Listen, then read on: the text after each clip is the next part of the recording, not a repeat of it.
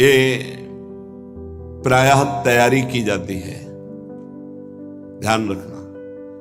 जैसे किसी को आर्मी में जाना है तो दौड़ भाग ये सब, पहलवानी करना है तो दंड बैठक खान पान और युद्ध की कलाएं, कुश्ती की कलाएं सीखता है। ऐसे ही हम भगवत मार्ग में चल रहे हैं तो हमें पुष्ट भी होना है और युक्तियां भी सीखनी कि शत्रु को कैसे पराजित करना है, क्योंकि हमारे शत्रु अंतर में बैठे हुए हैं। हमारा एक भी शत्रु बाहर नहीं होना चाहिए। किसी से राग द्वेष नहीं, अंदर की वृत्ति से हमारी दुश्मनी है जो भगवत विमुख करने वाली है, उसको पछाड़ना है। तो कह रहे स्वयं पतित पत्रकाण्यमृत वत क्षुधा भक्षयन। अगर वृंदावन में हमें भोजन नहीं मिला तो हम सूखे पत्ते खा करके यहां अमृत के समान भोजन का भाव रख करके प्राण त्याग देंगे, लेकिन धाम नहीं छोड़ेंगे। सूखे पत्ते खा के कि मानो मैं अमृत पा रहा हूं, ऐसी भावना से, पर हम वृंदावन नहीं छोड़ सकते। ये अपने लोगों ने अभ्यास किया, जानबूझ के अभ्यास किया है। ऐसी वृत्ति धारण की गई कि अगर हमको भोजन न मिले तो कई दिन तक हम भूखे रह सकते हैं और हमारे भजन में विक्षेप नहीं पड़ना चाहिए, और उसका अभ्यास पूरे जीवन चलाया गया। जब तक हम साधन पक्ष में हैं तब तक अभ्यास पूरा दृढ़ कर लेना चाहिए कि अगर हमें 4-5 दिन भोजन ना मिले तो हम भजन में विक्षेप ना पड़े, ऐसा अभ्यास कर लें। हम एकांत में बैठकर भजन करें, हम समाज में बैठकर भजन करें, हम बाजार में खड़े होकर भजन करें, हम यमुना के किनारे भजन, हमारा भजन का अभ्यास कहीं भी हमें बाधा ना पहुंचा पावे, ऐसा होना चाहिए। कई दिन गंगा के तो एकांतिक था, यही हितधाम में, हितधाम तक चला है। जब ये डायलिसिस हुए फिर अब हिम्मत नहीं है कि जैसे प्रभु चलावे, अब वो तो प्रभु के ऊपर रह गया। डायलिसिस होने के बाद शरीर की दशा बदल जाती है, अब जैसे प्रभु चलावे वैसे हो गया। नहीं तो दरवाजा बंद, छोटी कुटिया में जब तक कोई नहीं जुड़ा था, दरवाजा बंद। अब ये दरवाजा 3-4 दिन के लिए बंद, बाहर से ताला लगवा दिया कि है नहीं, जैसे कोई जल पान करके चुपचाप शांत 4 दिन भगवदाकार वृत्ति करनी है। ये मौन, किसी से मिलना नहीं। ब्रजवासी उनसे थोड़ी प्रियता रखते थे कि आप इतने बजे ताला खोल दीजिएगा, चाबी हम दे देंगे। तो शौच स्नान कर लिया, फिर अंदर हो गए। अपनी वृत्ति को भगवदाकार करना है। सब उपस्थित होने पर भोग भी हमको अपनी तैयारी कर दी। ये थोड़ी कि रोज हमें भोजन मिल रहा है, रोज व्यवस्था हो रही, तो आप देखो आपको वो भजन नहीं हो रहा है जो हाय हाय वाला भजन होता है, भारी व्याकुलता वाला भजन होता है। कैसे भगवत प्राप्ति हो, चिल्ला चिल्ला के रोने का मन हो, वो इसलिए नहीं होता कि आप हर समय जब इंद्रियों के ही पोषण में लगे हुए हैं तो भगवदानंद की वृत्ति का पोषण कैसे होगा। उसके लिए तो थोड़ा तैयारी करनी पड़ती है, अभ्यास करना पड़ता है, जलना पड़ता है, भूखे रहना पड़ता है, कष्ट सहना पड़ता है। सच्ची मानिए, अभ्यास में बहुत बड़ी ताकत है।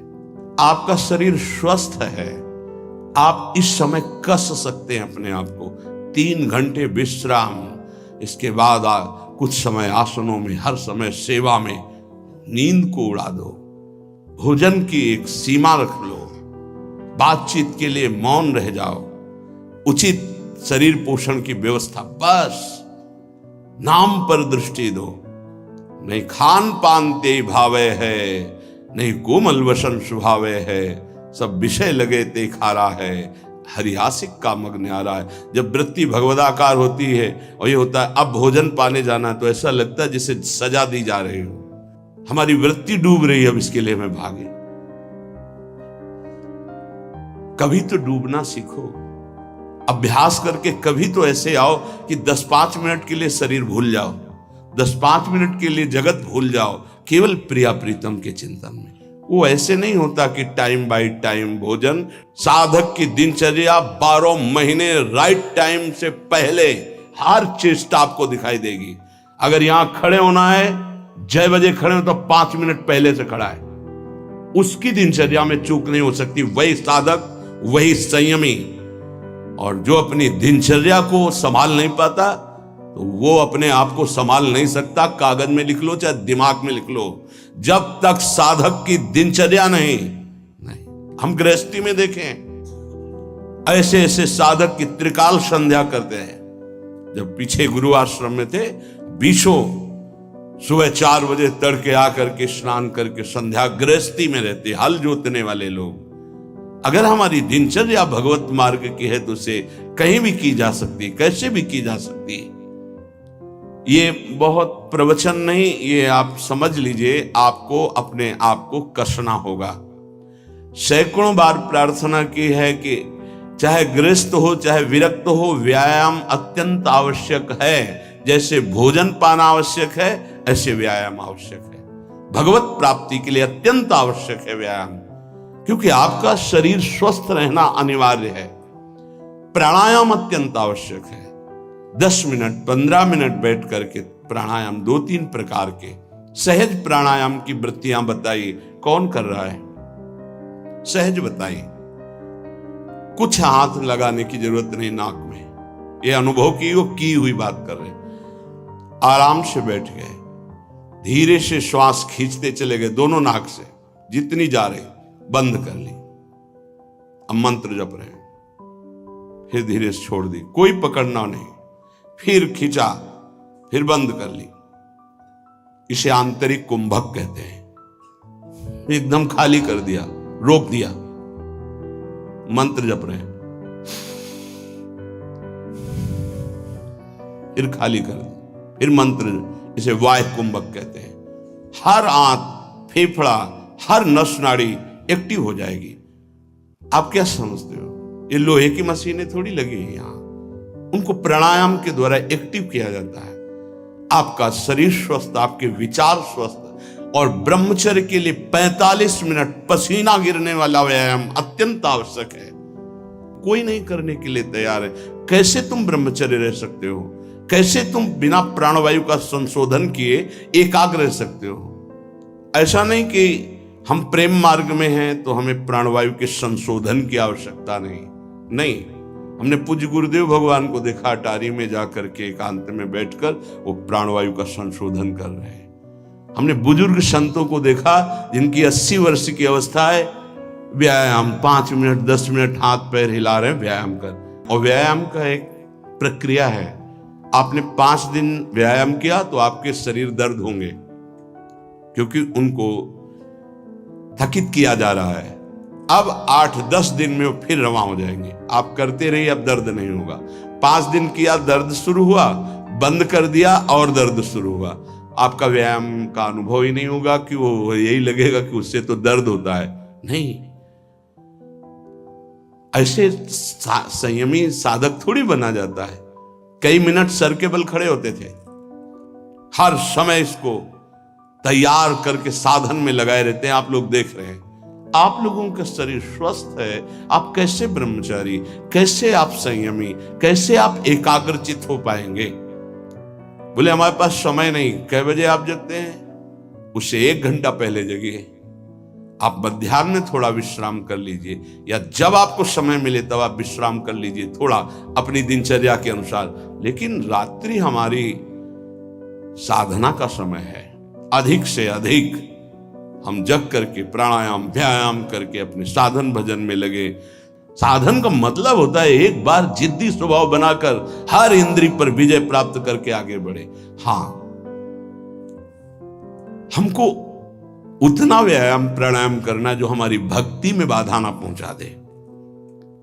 वो भी आज्ञा के अनुसार जितना कहा जाए उतना ही, क्योंकि प्राणवायु का संशोधन करने की यदि प्रक्रिया नहीं पता है और उल्टा सीधा पढ़ करके प्राणवायु को, तो वो आपको रोग पैदा कर देगी। हम इसीलिए प्राणायाम पद्धति नहीं कह रहे, केवल बाह्य कुंभक, आंतरिक कुंभक या अनुलोम विलोम, इससे कोई हानि नहीं होने वाली। लेकिन रेचक कुंभक पूरक उसकी प्रक्रिया है। वो ऐसा नहीं कि केवल ऐसे खींच कर किया, जरूर करना चाहिए।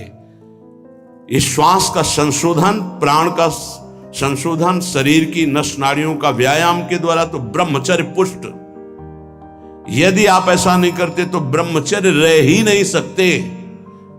ब्रह्मचर्य रहने के लिए शरीर को बहुत एक्टिव करना होता, बहुत एक्टिव, और उसमें खुद इतनी बिजली होती है, वो बैठ ही नहीं सकता शांति से। कठोर आसनों में बैठना स्वभाव बन जाता है उसका। तब जाकर के ब्रह्म प्राप्ति के लिए ऊर्ध्वगामी चित्त वृत्ति होती है। मुझे केवल भगवत साक्षात्कार चाहिए, सिंहवत स्वभाव साधक का होता है। एक प्रवचन नहीं कर रहे, ये हृदय की बात कह रहे हैं। हर कष्ट को सहकर सिंहवत। यहां क्या सर्दी लगेगी तुम लोगों को, कमरे में हो, खुले में, गंगा के किनारे, जब ऐसी कि शरीर में केवल सर्दी ही सर्दी व्याप्त हो रही, लग रहा है कि अब नहीं संभलेगा, तो गंगा जी में जा खड़े हो गए। गंगा जी उल्टा उसके खिलाफ, गंगा जी का काफी जल जैसे प्रवाहित हो रहा है, ये तो रोज का अनुभव था। हाथ 1.5 हाथ जो जल है वो भीषण ठंडा होगा, फिर उसके नीचे थोड़ा सा जा खड़े हो गए, मंत्र जाप कर रहे। फिर गंगा जी ने पावर दी, फिर बाहर निकले, फिर चले। पूरा जीवन एक युद्ध है, आज भी एक युद्ध है। ऐसे थोड़ी, ये सुख प्राप्ति लौकिक सुख के लिए नहीं, ये अध्यात्म सुख के लिए है। कितनी बड़ी बात है। मेरा शरीर काट दिया जाए, भारी विपत्तियां आ जाए, तब भी मैं अपने मार्ग को नहीं छोड़ने वाला, अपनी निष्ठा को नहीं छोड़ने वाला। स्वयं पतित हुआ, गिरा हुआ पत्ता खा करके मैं जी लूंगा, लेकिन अपनी निष्ठा नहीं छोड़ूं। ये हमारी निष्ठा कितनी है, जरा विचार करके देखो कितनी है। तृषा मिहिर नंदिनी सुच पयोंजलि भी पिवन। अगर प्यास लगेगी तो उसे जल से बुझा देंगे। गंगा जल में बड़ी सामर्थ्य रही है। आगे आपका तो हमें पता नहीं, लगभग 25-26 वर्ष हो गए वृंदावन की निष्ठा का जो स्वरूप गुरुदेव और रजरानी की कृपा से आया, पालन हो रहा है। आगे श्री जी जाने। गंगा जल के पान करते ही, जैसे माँ का दुग्ध पान करते ही बालक को भोजन की आवश्यकता नहीं होती, छोटे बालक को, ऐसे ही गंगा जी दुलार करती थी। गंगा जी में कभी हमें नदी भाव नहीं आया, कभी जल भाव नहीं आया, बस यही लगता था माँ और माँ का अमृत। अंधेरे पे जाके जब गले से खड़े हो जाते तो कभी कभी मन कहता मगरमच्छ ना आ जाए, तो कहते उसके ऊपर हमारी माँ भी विराजमान होंगी। मगरमच्छ सवारी है गंगा मैया की, तू चिंता क्यों करता है? जब गंगा जी है तो तेरे को क्या चिंता? खड़े हुए मंत्र जप कर रहे। निष्ठाएं ऐसे थोड़ी परिपक्व होती है। हर सुविधा प्राप्त हो गई, कभी अपने को कसने की कोशिश नहीं कर रहे, तो मन तुमको कस रहा है। आज ये मिल जाता तो अच्छा, तो कभी एकांत में रो करके बोले कि आज श्री जी मिल जाती तो अच्छा, जीवन की यात्रा पूर्ण हो जाती। का आज कहीं श्याम सुंदर मिल जाते, कहीं लाडली लाल मिल जाते, कभी ऐसी आकांक्षा। बड़ा दुख होता है हृदय में कि साधक आकांक्षा विषयों की करता है, वस्तुओं की करता है, वो प्रियालाल की क्यों नहीं करता है? क्या प्रियालाल को तुमने अपना नहीं माना है? क्या जगत के भोग तुम्हारी सुख सामग्री हैं? कैसे तुम साधक हो? कैसे तुम भगवत मार्ग के पथिक हो? कदा मधुर राधिका रमण रास केलस्थली, बिलोक के रस मग्न धी रधिवशामि वृंदावनम।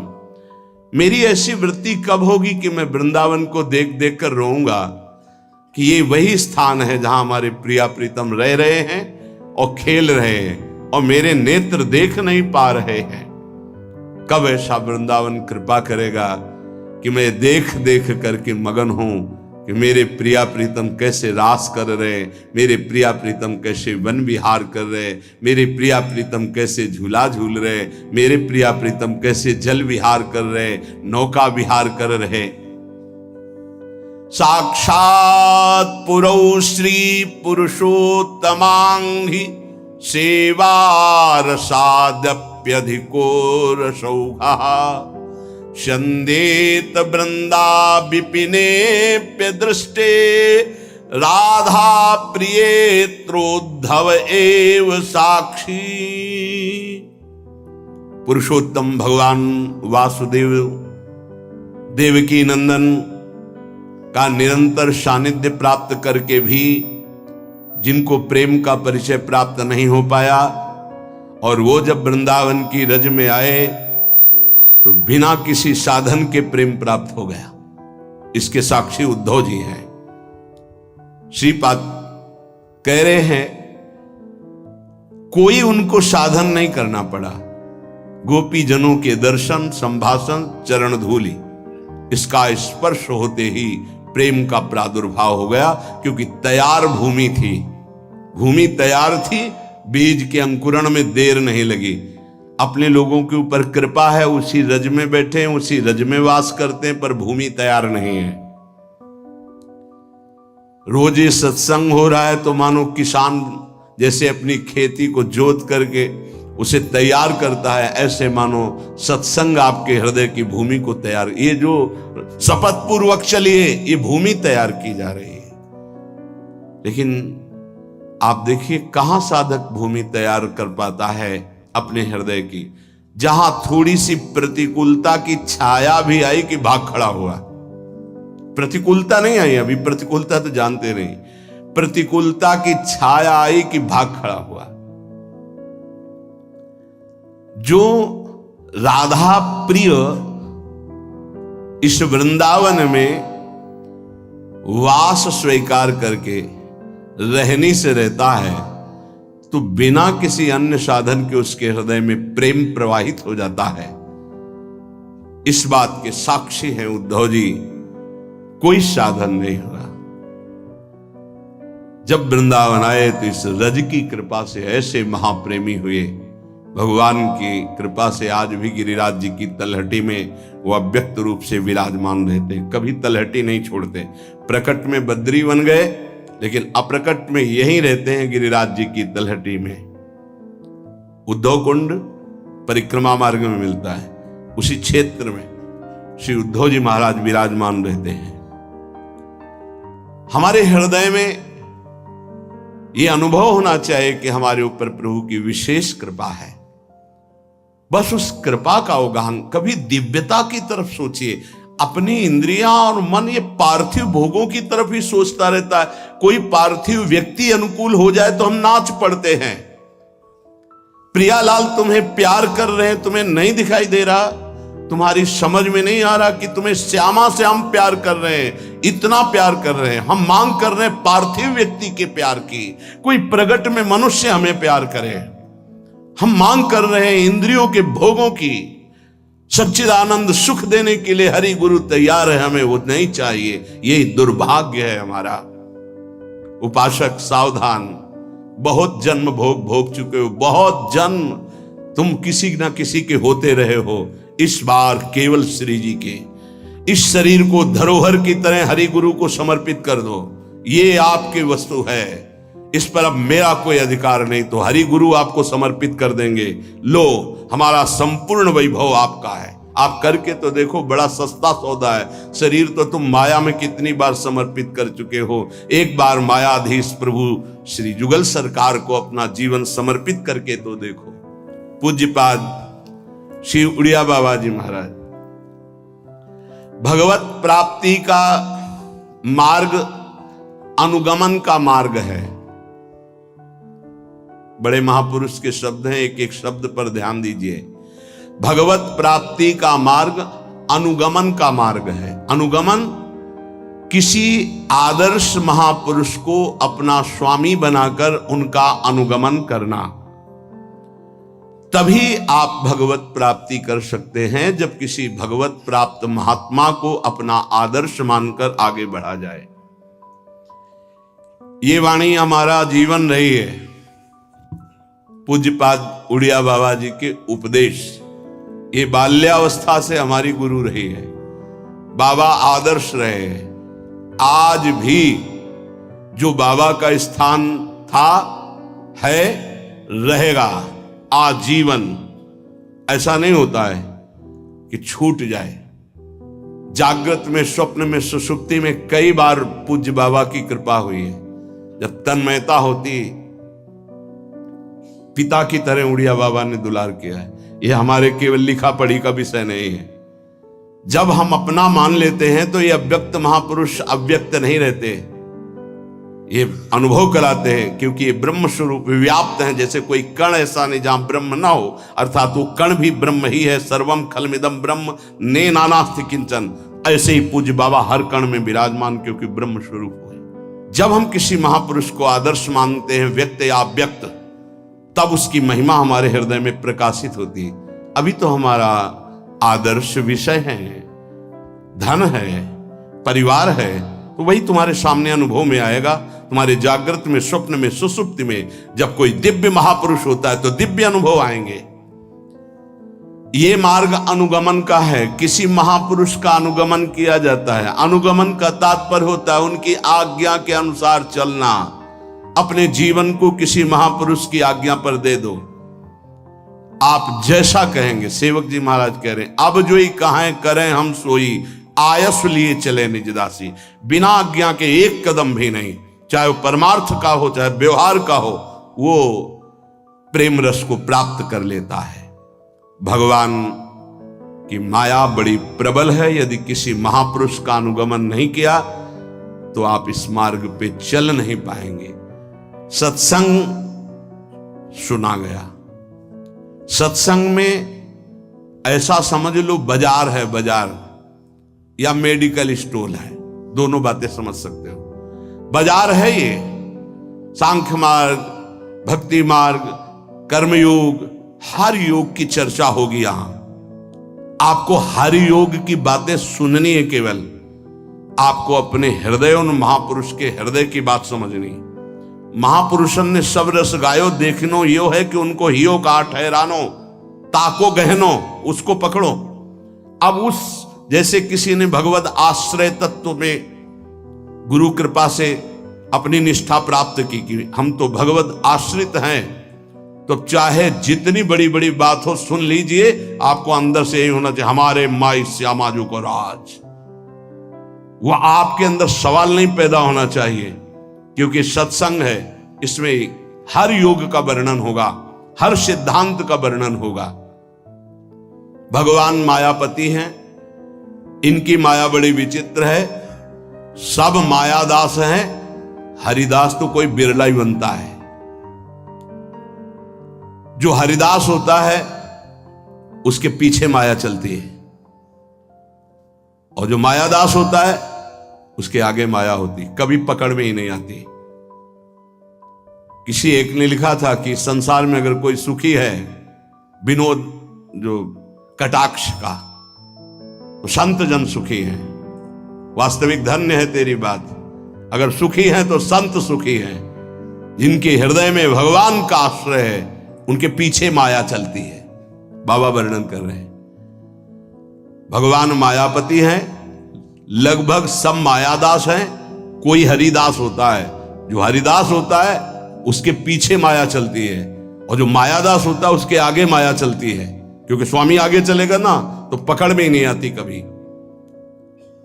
हरिदास के आगे हरि होते, पीछे माया होती। मंगल ही मंगल है, हर व्यवस्था माया करती जाती है, और संकट निवृत्त करके परम मंगल हरि आगे चल रहे हैं। भगवान की शरण लिए बिना माया को न कोई पकड़ सका है, न इससे बच सका है। मायापति कोई नहीं बन पाया आज तक। इसलिए माया की शरण नहीं, हरि की शरण लो, और किसी हरिदास का अनुकरण करो जो हरि की शरण में है, उसका, उनके आचरण, उनके उपदेश, वो अनुगमन आपको हरि के प्रेम में पहुंचा देगा। जब उपासक पूज्य बाबा रास्ते में आए हुए भय और प्रलोभन को स्वीकार नहीं करता, कदम नहीं लड़खड़ाता, तब उसके अंदर ये 33 गुण प्रकाशित हो जाते हैं। ये जिसके अंदर है वो भगवान अजित को अपने अधीन कर लेता है। जब किसी का सही मार्ग तय होने लगता है तो दो बातें उसको गिराती हैं, भय या प्रलोभन। जो भय से भी नहीं लड़खड़ाता, प्रलोभन से भी नहीं रुकता, उसमें 33 भागवतिक सद्गुण प्रकाशित हो जाते हैं।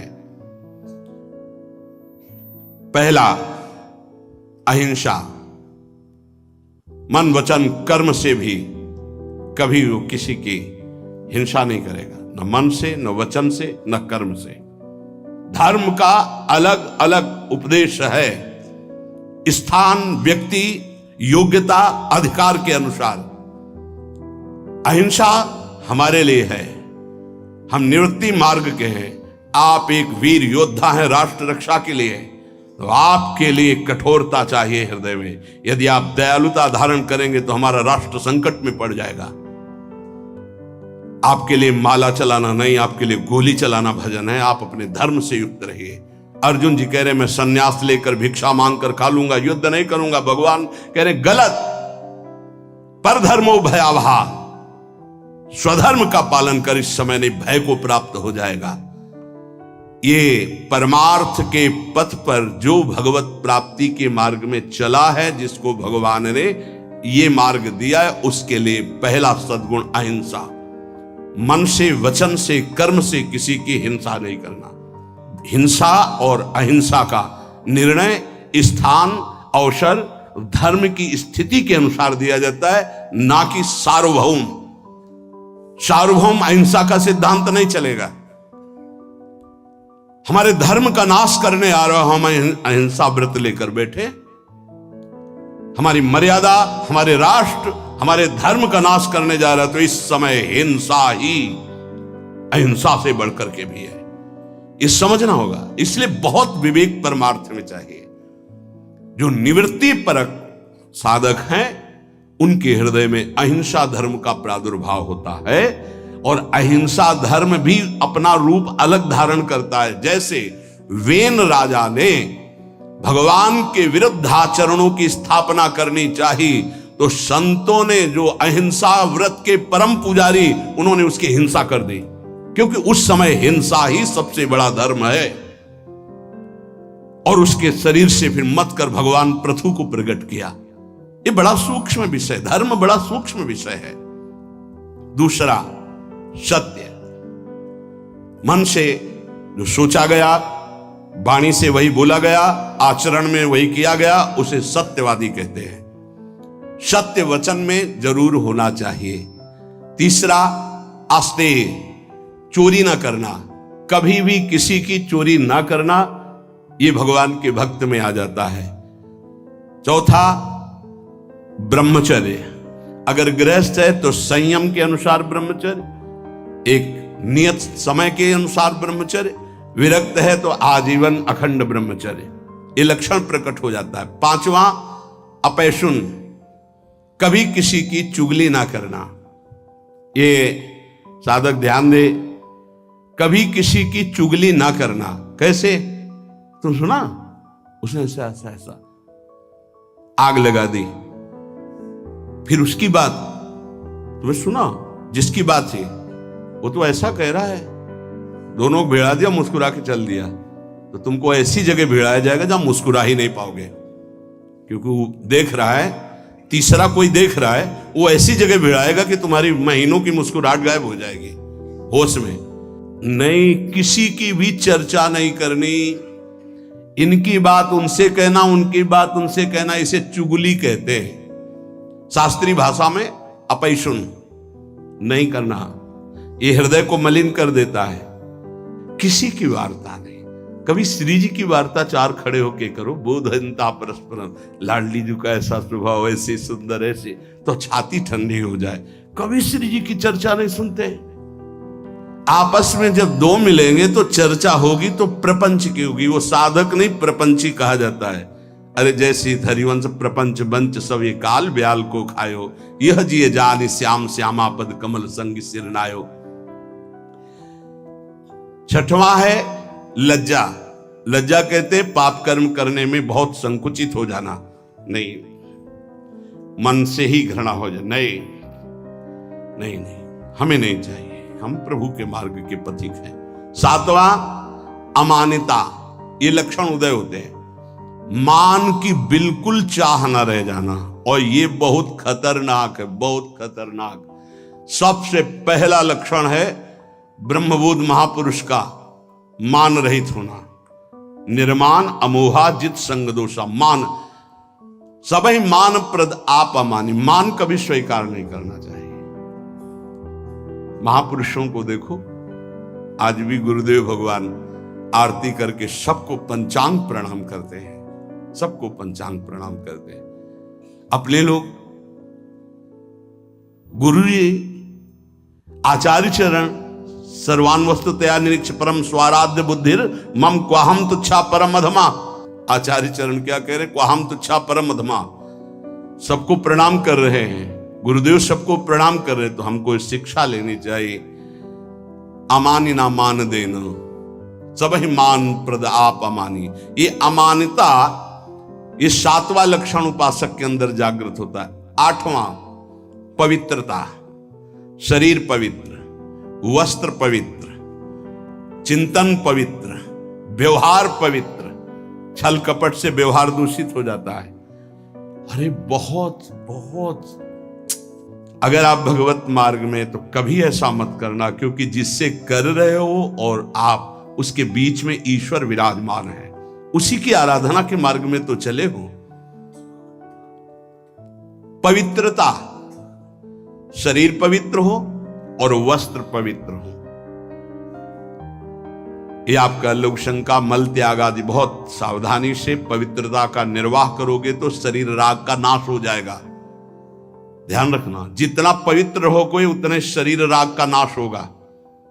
ये उल्टा लक्षण है। शरीर को पवित्र रखना, शरीर राग का नाश। शरीर को अपवित्र रखना, अत्यंत ममता आसक्ति शरीर से हो जाएगी। देखो, इसीलिए अत्यंत ममता आसक्ति शरीर से है। 9वां संतोष। जैसी परिस्थिति प्रभु ने दी उसमें राजी रहना। जोई जोई प्यारो करे सोई मोहि भावे। कोई चाह न रखना, ये संतोष धन है। इसी से सारी कामनाएं नष्ट हो जाती हैं। बिन संतोष न काम न साही, और अछत काम सुख सपन्यों नाही। बिना संतोष के कामनाओं का नाश नहीं होता। तो उपासक के हृदय में संतोष आ जाता है, जैसा प्रभु ने दिया। आज सब्जी भी नहीं है, प्रभु की बड़ी कृपा है, रोटी अकेले पा ली। आज रोटी भी नहीं है, जल से काम चला लिया। किसी संत से किसी ने पूछा कि प्रसाद पाया, तो उन्होंने कहा नहीं, माधुकरी नहीं मिली। फिर क्या पाया? बोले पा लिया है। क्या पाया? बोले भूख को पा लिया है। आज प्रभु की इच्छा है से भूख को पा लिया है। संतोष, काहू सो कछु न चाहोगो, संतोष। 10वां तितिक्षा, महान सहनशील। दूसरे के कटु वचन, शरीर की पीड़ा, ऋतुओं का प्रभाव, अंदर की जलन, संतुष्टायन के नवा। तितिक्षा, ये महान लक्षण है भगवत प्राप्ति के मार्ग के पथिक का। जरा सी बात में विक्षिप्त हो जाना, चिड़चिड़ा स्वभाव कर लेना, नाना प्रकार की असत वृत्तियों में दौड़ जाना, ये साधक का स्वभाव नहीं होता। बड़े से बड़े कष्ट को हंसकर सहना, बड़े से बड़ी विपरीत परिस्थिति को मुस्कुरा के सहना, ये भगवान के पार्षद का लक्षण होता है। आप भगवान के पार्षद हैं, भगवत मार्ग के पथिक, चाहे गृहस्थी हो चाहे विरक्ति।